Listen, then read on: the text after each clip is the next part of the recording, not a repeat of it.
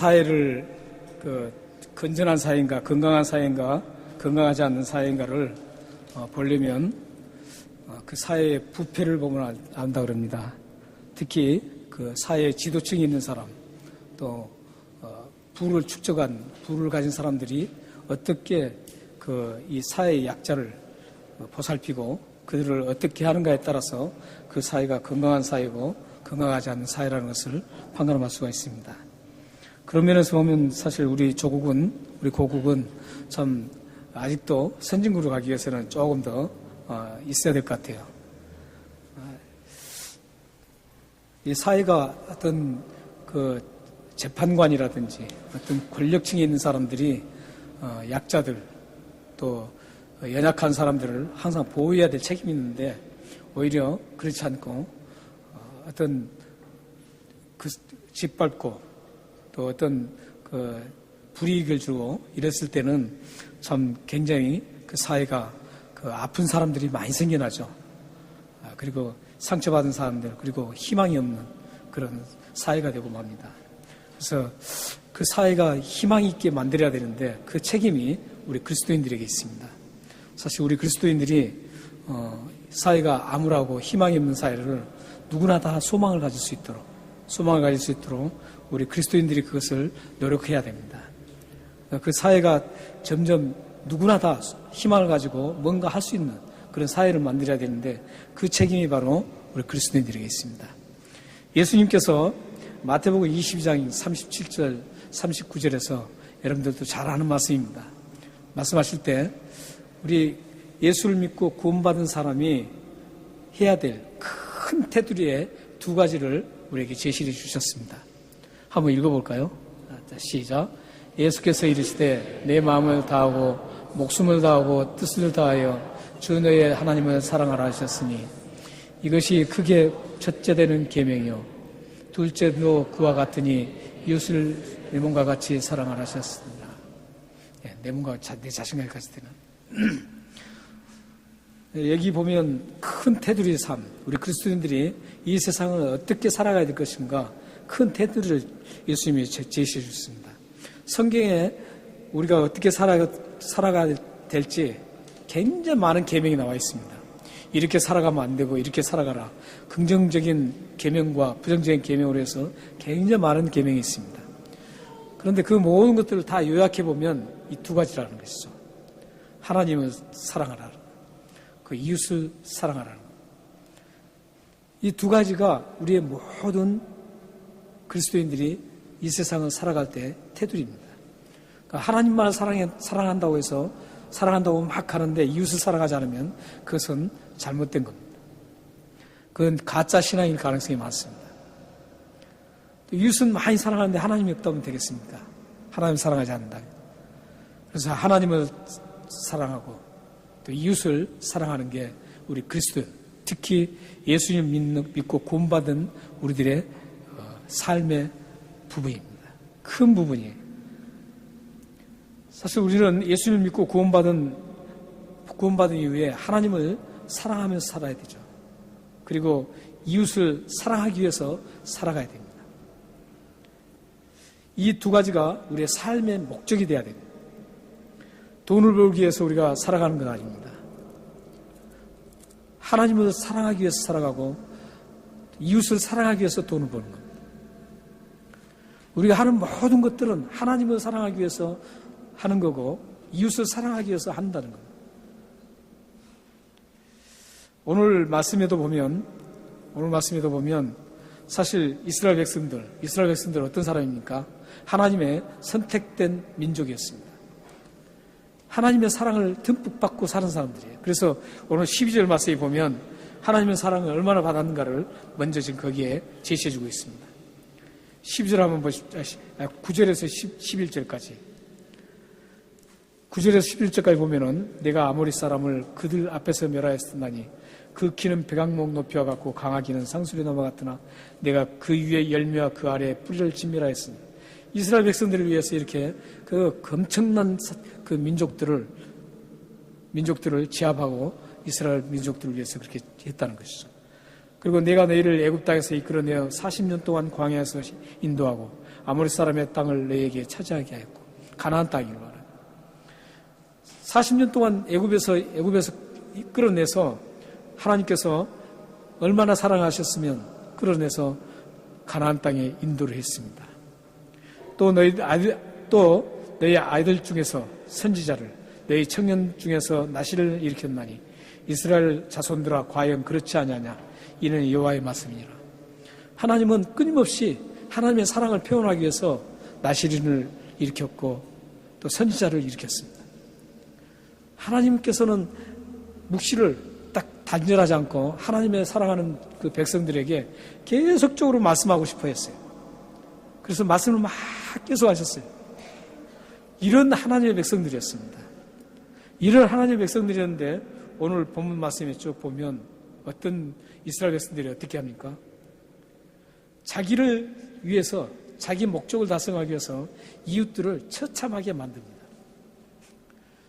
뿐만 아니라 하나님도 버려버립니다. 하나님도 버리고 이웃도 버리고 오직 자기 자신 위주로 모든 것들을 살아가는 그런 참혹한 사회가 되고 말입니다. 이스라엘 백성들은 그렇게 하나님의 사랑을 만들면서도 하나님은 하나님의 자녀라면 하나님의 백성이라면 그렇게 살아가서는 안 되는데 하나님을 사랑하고 이웃을 사랑해야 되는데 이 이스라엘 백성들은 그렇지 않고 오직 자신의 목적과 자신의 모든 것을 부를 이루기 위해서 어떤 수단과 방법을 가리지 않고 그들은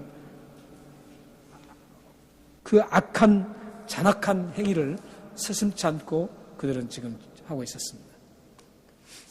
그래서 하나님은 이런 이스라엘 백성들을 하나님께서는 징계하겠다는 것. 하나님이 이스라엘 백성들을 징계한 이유는 회개를 시키기 위해서 그렇습니다. 회개시키기 위해서. 다시 돌이키기 위해서 징계를 하시겠다는 것. 먼저 6절을 한번 보십시오. 이스라엘이 어떻게 했는가를.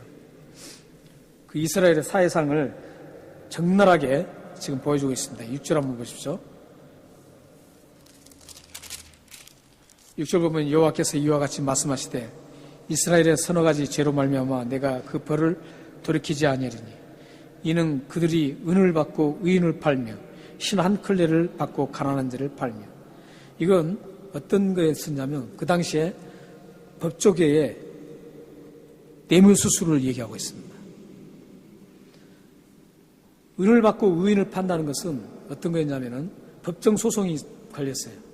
법정소송이 걸렸을 때 재판관이 이 가진 자를 위해서 가진 자하고 둘이 법정소송이 벌어졌는데 이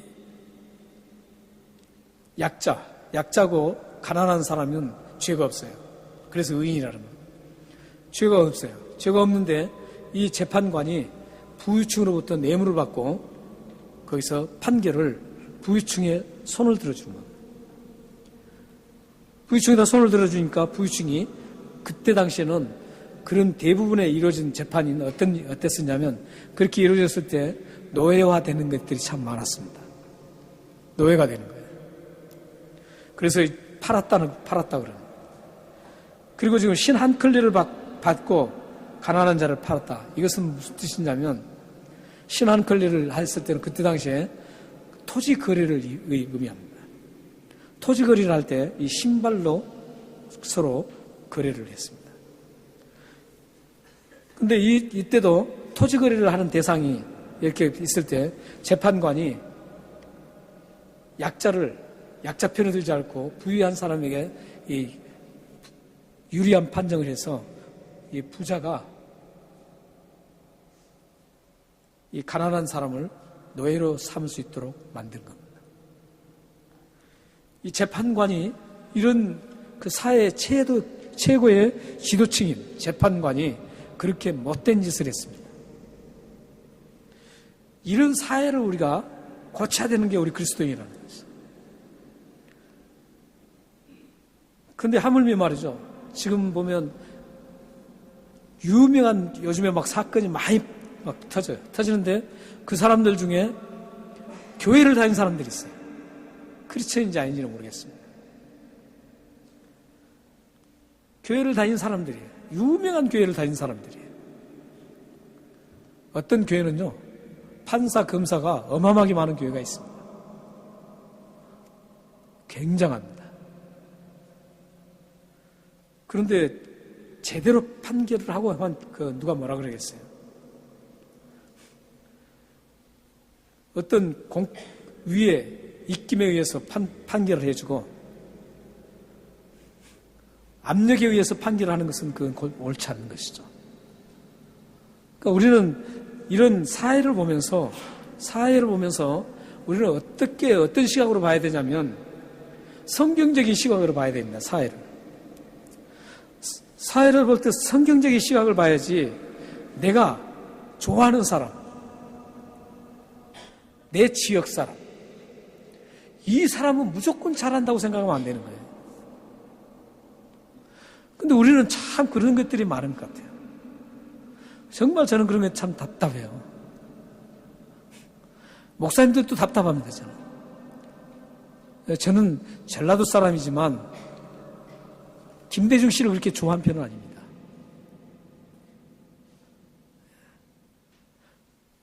그렇게 막 김대중 선생 막 그러진 않아요, 저는. 그분이 고생하고 이런 것들은 저는 참 지지합니다. 민주화를 위해서 했던 지지예요. 김영삼 씨도 마찬가지예요. 김영삼 씨도 민주화를 위해서 얼마나 애썼습니까? 이런 어떤 그런 것들을 참 지지하고 해야 돼요. 잘했던 건 지지해줘야 되죠. 잘했던 건 박수를 쳐주고 해야 됩니다. 어떤 지역이라든지 학연이라든지 어떤 나하고 연관된 내가 좋아하는 사람이니까 그 사람이 어떻든 무조건 지지해서는 안 됩니다. 성경적으로 봤을 때 이게 잘못됐다 하면은 잘못된 거예요. 지금 아모스가 지금 그 관점에서 지금 우리를 지금 인도를 하고 있습니다. 아모스는 공법을 정의처럼 흐르게 해야 된다는 거예요. 공의로운 법이 물 흐르도록 흘러야 된다는 거예요. 그러기 위해서는 우리 그리스도인들이 객관적으로 봐야 돼요.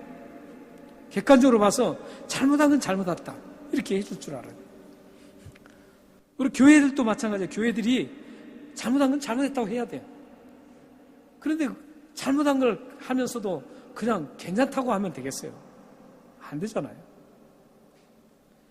또 보세요. 이제 이스라엘 백성들은 이스라엘 사회가 그것뿐만 아니에요. 이스라엘 사회가 또 7절 보시면 힘없는 자의 머리를 티끌먼지 속에 발로 밟고 연약한 자의 길을 굽게 하며 아버지와 아들이 한 젊은 여인에게 다녀서 내 거룩한 이름을 더럽히며 이렇게. 여기 지금 힘없는 자의 머리를 티끌 먼지 속에 밟는다. 이건 이제 어느 정도 아시겠죠? 굉장히 포갑을 하는 거예요. 힘없는 사람들. 티끌 있는 것까지도 티끌 있는 것까지도 착취하려는 그런 걸 의미합니다.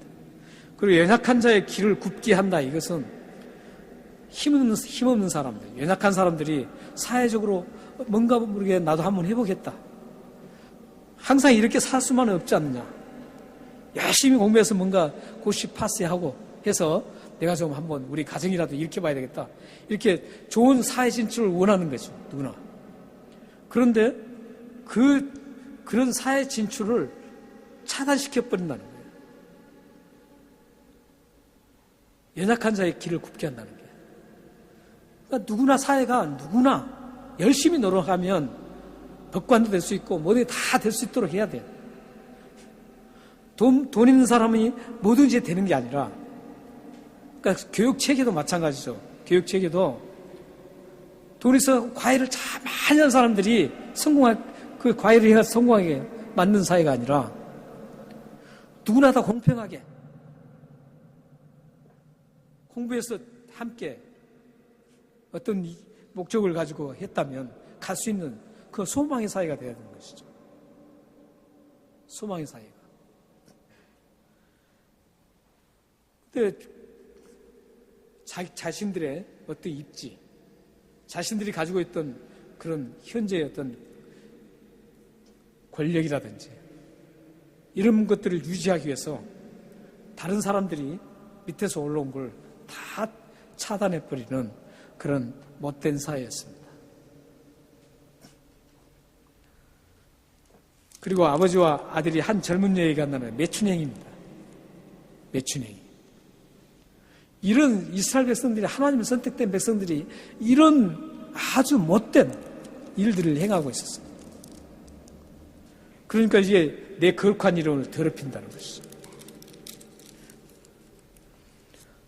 또 8절 보세요. 8절 보면 이스라엘 사회가 또 어떤 사회입니까? 모든 제단 옆에서 정단 잡은 옷 위에 누우며 그들의 신전에 벌금으로 얻은 포도주를 마십니다. 여기에 지금 제단 옆이나 또한 신전이나 이것은 지금 하나님의 성소를 의미하는 게 아닙니다. 이 사람들은 지금 어떤 상태냐면 이 황금 송아지를 모시고 그걸 신이라고 지금 전칭하는 그런 신전을 말하고 있어요. 그러니까 하나님을 버려버렸어요.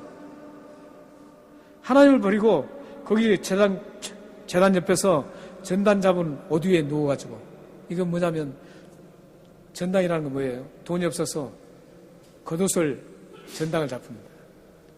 겉옷을 잡히고 돈을 좀 빌려요. 그런데 이 사람은 갚을 능력이 없어요. 없어도 성경에는 해가 지기 전에 다시 돌려주라고 그랬어요.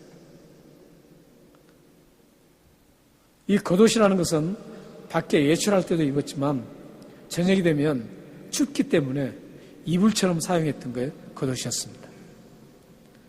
그런데 그래서 율법에, 출애굽기 율법에는 그것을 해가 지기 전에 돌려주라고 그랬어요.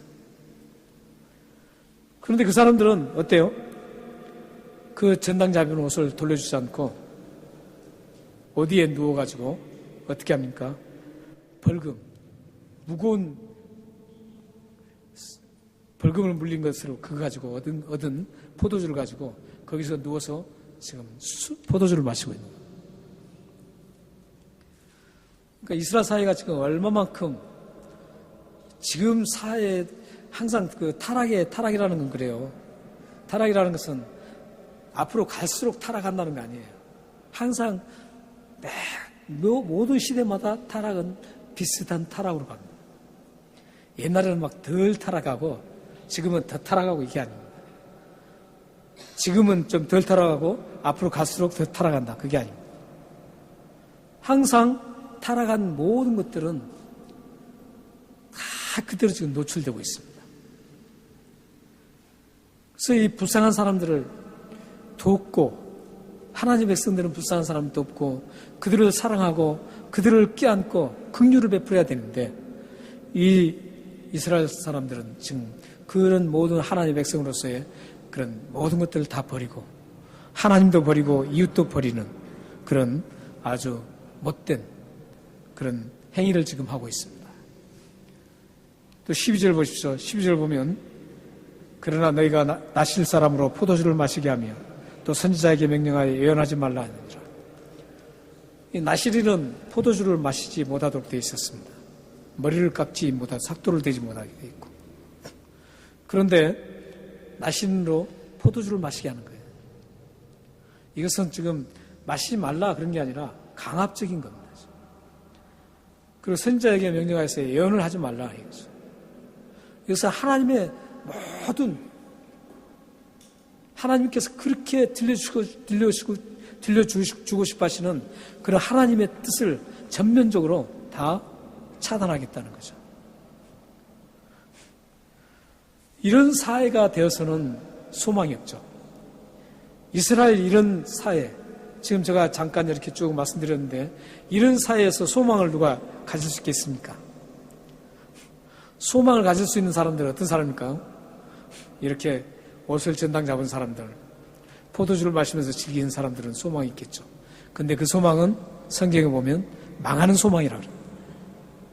망하는 소망이라고 그래요. 그리고 매춘행위를 하면서 즐기는 사람, 연약한 자들이 또 성공 좀 하려고 그러면 그걸 차단하고 자기들 기득권 세력을 지키려고 하는 그런 세력들, 그 사람들은 소망이 계속 있겠죠. 그러나 그 망한 소망입니다. 그래서 이런 모든 그 사회가 우리는 그리스도인으로서 우리는 이런 사회를 잘 바라보셔야 됩니다. 또 우리는 이제 이민 사회로 왔는데 이 이민 사회에서도 우리는 이런 쪽에 우리는 고민을 하고 살아야 됩니다. 정당하게 자녀들을 기를 때도 이 아이들이 커서 어떤 곳에서 일을 하든지 그곳에서 공법이 살아 숨쉬도록 만들고 하나님을 사랑하고 이웃을 사랑하는 그런 사회로 만들어서 소망이 있는 그런 사회로 만들 수 있도록 우리 아이들을 길러야 됩니다. 우리 그리스도인들은 사람은 소망을 위해서 우리가 부름을 받았습니다. 소망의 사회를 만들기 위해서 우리를 부름받았습니다. 우리 에베소서 4장 4절 우리 함께 읽겠습니다. 다 읽겠습니다. 시작. 몸이 하나요 성령도 한 분이시니 이와 같이 너희가 부르심에 한 소망 안에서 부르심을 받았느니라. 우리가 부르심을 받으면 소망 안에서 부르심을 받았습니다. 너희 모든 사회가 소망이 일어날 수 있도록 우리들이 그리스도인의 책임감이 있습니다. 여러분들이 있는 그곳에 늘 소망의 웃음꽃이 피는 그런 사회로 만들어가야 됩니다. 가정도 마찬가지고 우리 교회도 마찬가지고 사회도 마찬가지고 여러분과 관계하는 모든 사람들 마찬가지입니다. 여러분을 통해서 그 사람이 소망을 가지고 늘 웃고 즐길 수 있는 그런 사람으로 여러분들이 서시기를 주님으로 축원합니다. 기도하겠습니다.